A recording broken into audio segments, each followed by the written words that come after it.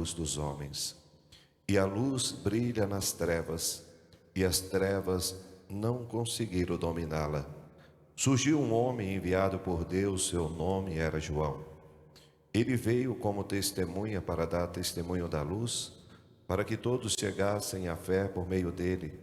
Ele não era luz, mas veio para dar testemunho da luz, daquele que era a luz de verdade, que vindo ao mundo ilumina todo ser humano.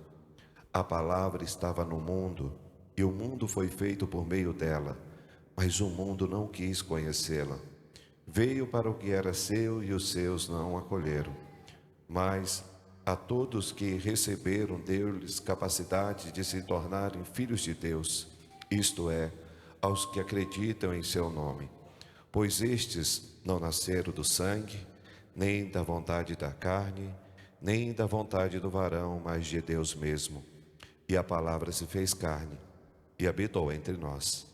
E nós contemplamos a sua glória, glória que recebe do Pai como Filho unigênito, cheio de graça e de verdade. Dele João dá testemunho, clamando: este é aquele de quem eu disse: o que vem depois de mim passou à minha frente, porque ele existia antes de mim. De sua plenitude todos nós recebemos graça por graça, pois por meio de Moisés foi dada a lei, mas a graça e a verdade nos chegaram através de Jesus Cristo.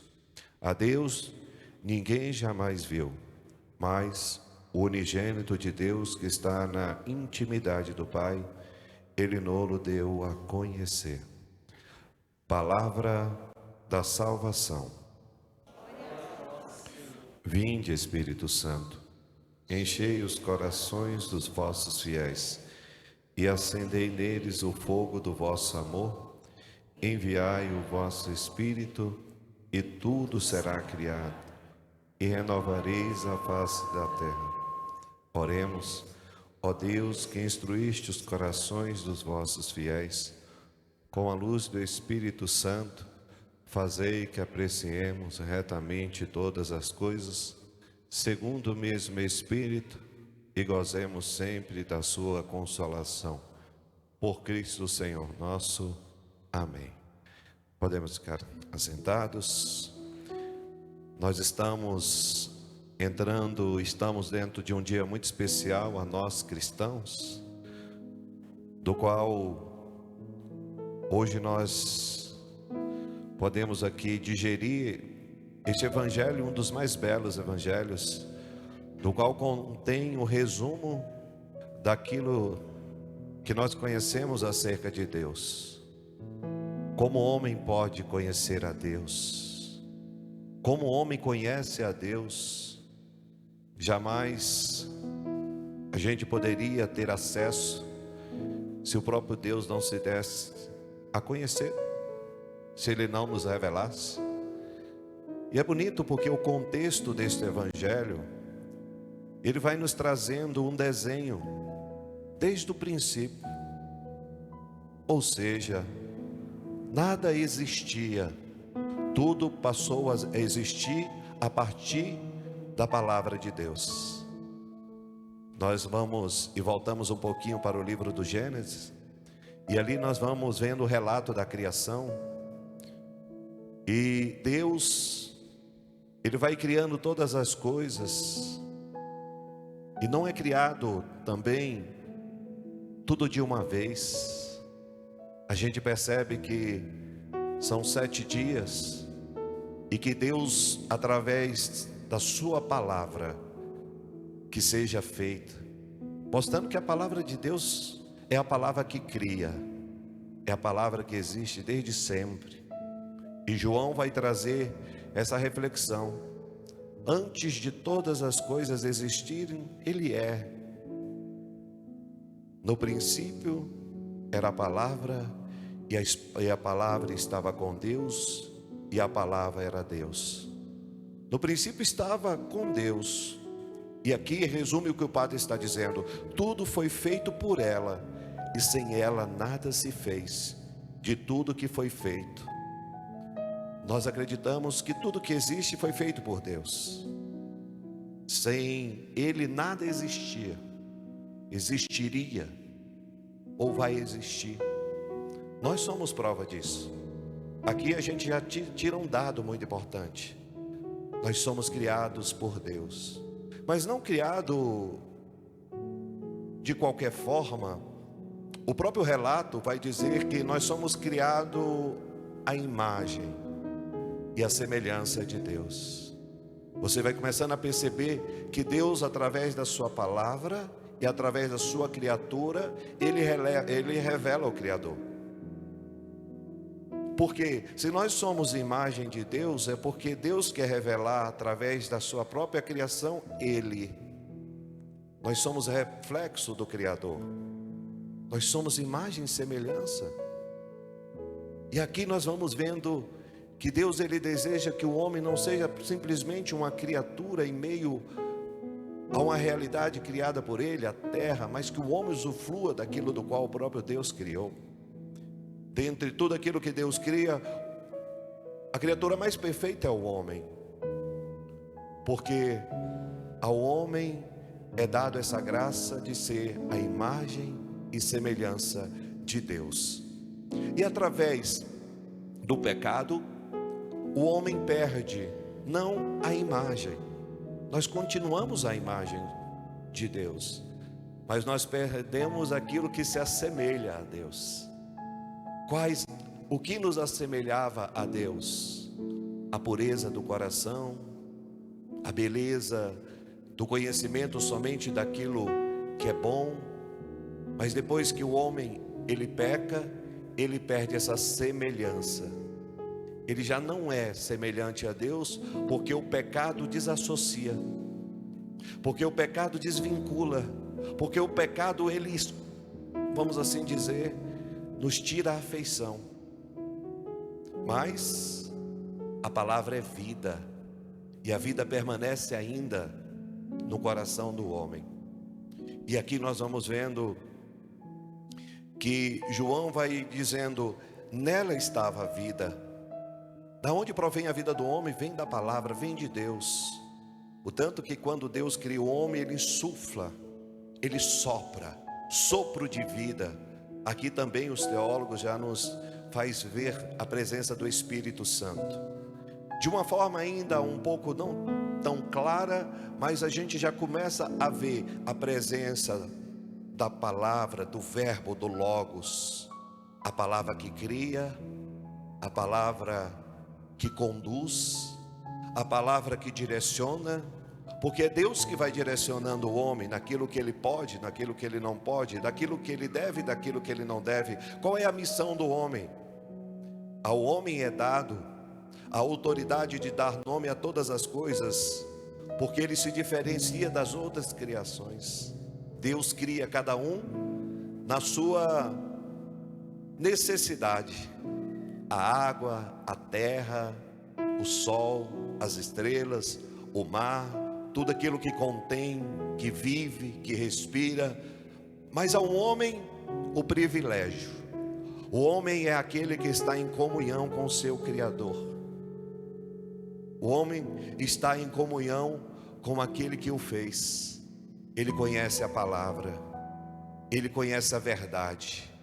O tanto que quando o homem ele cai, logo no coração dele nasce o arrependimento. Ele se esconde, se priva, não quer estar com Deus, porque o pecado ele nos afasta da luz, ele nos coloca longe de Deus.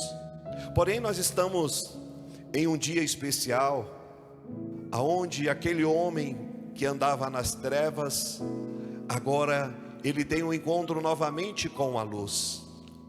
Deus, ele deseja refazer essa relação do homem com Deus. Nós escutamos durante essa semana, no livro de Hebreus, que Deus não se alegra com o sacrifício de touros, de carneiro, não.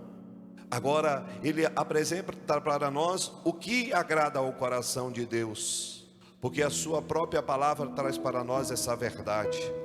O verbo, a palavra, o Logos, ele se encarna.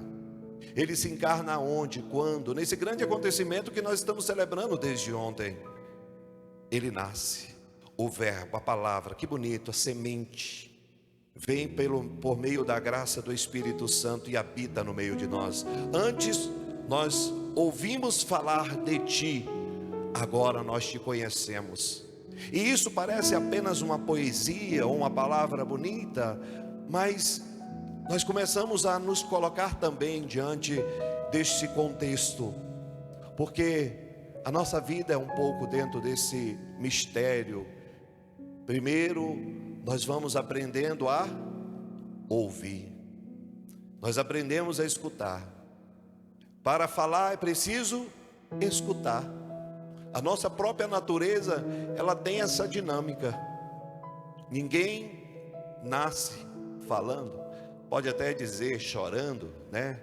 Ali é o choro da criança que nasce, mas a criança, ela começa o quê? A ouvir. A fé entra pelo ouvido. E esta palavra de hoje vem trazendo isso para nós. No princípio era a palavra. No princípio você conheceu a palavra. No princípio você foi aprendendo e conhecendo e formando dentro da tua consciência o que é esta palavra. Não uma simples palavra do qual eu aprendi com o pai e com a mãe. Agora é uma palavra de vida.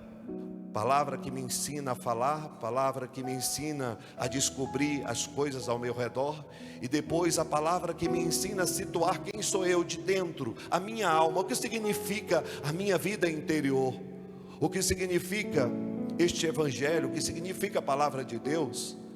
Muitos de nós entramos em crises porque diz: meu Deus, na minha infância eu ia para a catequese, escutava, ouvia, mas eu não tinha muito interesse, porque você estava aprendendo o beabá da palavra de Deus. Dificilmente nós vamos interessar por uma palavra no início. Dificilmente alguém vai querer ser cientista ali, ouvindo o primeiro beabá daquilo que é a ciência. Dificilmente nós vamos interessar por alguma coisa nas primeiras palavras.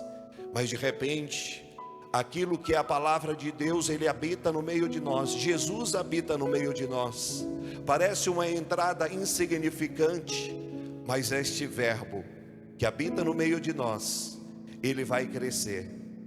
E é preciso esperar para que ela possa amadurecer. Aqui a gente vê o contexto dessa nossa grande expectativa de ver aquele menino no ventre da Virgem Maria nascer, para que depois que ele nasça, ele possa agora crescer em meio ao mundo. A palavra vai crescendo e a gente não vê. Jesus vai crescendo e a gente não vê o crescimento. Parece insignificante, mas ali o próprio Deus nos ensina que é preciso esperar, porque o verbo, ele se encarnou. O verbo, ele se faz presente no meio de nós. O verbo está como a luz que é colocado no candeeiro, agora que aos poucos a sua chama vai crescendo, crescendo, crescendo e crescendo. Você também pode colocar isso em prática. Para que eu possa de fato ter o conhecimento desse Deus que se revela ao homem, eu preciso aprofundar aquilo que eu desejo ter com Ele. Quanto mais eu aprofundo na minha vida de fé, de oração, quanto mais eu busco, quanto mais eu desejo, mais esse Deus vai se revelando ao homem. Não só simplesmente pela experiência daquilo que você lê, mas aquilo que você lê e que você experimenta vai começando a se atualizar na sua vida. A palavra de Deus se atualiza na nossa vida. É como o mistério da encarnação, é como o mistério da paixão, é como o mistério da Santa Missa. Na última ceia antes da paixão, sabendo que tinha chegado a hora de partir dessa vida, Jesus, na última ceia, agora chegou a hora de apresentar para a humanidade esse mistério que se perpetuará após a sua ascensão ao céu. Ele pega o pão, pega o vinho, ele dá graças, apresenta ao Pai: tomai todos e comei, tomai todos e bebei, isto é o meu corpo, isto é o meu sangue. O Evangelho de João 6 vai descrever justamente isso. Eu sou o pão vivo descido do céu. Jesus começa agora a nos colocar em uma perspectiva futura. Agora a palavra dele precisa perpetuar. Agora atualizará o mistério da unidade entre o homem e Deus por meio da sua paixão. Mas e depois? E depois que tudo se cumprir? E depois que essa realidade chegar a seu ápice? E na hora que Cristo morrer, e depois que ele ressuscitar, e depois que ele subir aos céus, o que fica dos seus ensinamentos ao coração daqueles que vão suceder? Nós precisamos entender que essa palavra, ela se atualiza todas as vezes que nós celebramos no altar de Deus a Santa Missa.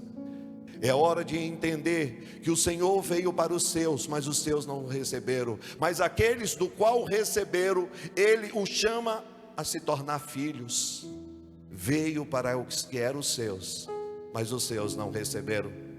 Imagine você que se aproxima de um lugar, você se aproxima da sua família, você se aproxima daquela pessoa que você ama, e de repente você não é recebido, você não é acolhido. Você veio, viajou, bateu na porta, e aquela pessoa que você tanto desejou, fecha a porta na tua cara. Você veio para aquela visita, mas aquela visita não te recebeu. Entra dentro da dinâmica da evangelização também, quando Jesus diz: ide de 2 em 2 sem levar nada, batei de porta em porta, se receberem, você vai dizer que a paz esteja nessa casa. Se ali não receber, sacuda a poeira do sapato, vai embora, e que a paz te acompanhe. É Deus. Deus é esse Pai que entra na vida do filho, que entra na história por meio da porta de entrada. Ele nunca vai entrar sem que a gente permita. É esse mistério do verbo que se encarna no ventre de Maria, porque ela disse sim. Que também entrou na vida de José, porque ele disse sim. E que entra na nossa vida só a partir do momento que a gente desejar verdadeiramente ter relação. E o que eu posso trazer de maior significado para nós nessa noite é aquilo do qual Hebreus, na segunda leitura, trouxe para nós. Muitas vezes e de muitos modos falou Deus outrora aos nossos pais pelos profetas. A gente vê que Deus fala de diversos modos, através dos acontecimentos, das palavras, das profecias. Deus foi falando, e agora Ele vai dizer: mas nestes dias que são os últimos, Ele nos falou por meio do Filho, a quem Ele constituiu herdeiro de todas as coisas. Então fica aqui para nós muito claro e muito fácil da gente compreender. Outrora Deus falava por meio dos profetas, de diversas formas, diversos acontecimentos. Agora Ele fala por meio do Filho. E se Ele fala por meio do Filho, eu tenho que aprofundar na minha amizade com o Filho. Eu tenho que estar próximo, eu tenho que ouvi-lo, eu tenho que escutar, eu tenho que ruminar. Se eu posso te dar uma sugestão, rumine a palavra, comungue a palavra. Deixa Deus te ensinar a partir de Jesus, através da sua palavra. Se você quer algo de sábio na sua vida, comece a deixar que a voz de Cristo habite no seu coração, que esse verbo habite também na tua alma, que o verbo de Deus habite no teu ser, que o verbo de Deus seja revelado. E é bonito porque quando o homem tem um encontro verdadeiro com Jesus, este verbo, ele vai crescendo, essa palavra ela vai crescendo, e o amor também vai crescendo. Mas não adianta só o verbo se encarnar, se fazer homem, é preciso testemunhar, ouvir, deixar que o verbo encarne no coração e deixar que essa palavra ela se torne verdade. Jesus, o verbo que se encarnou, ponto de partida para o mistério da redenção.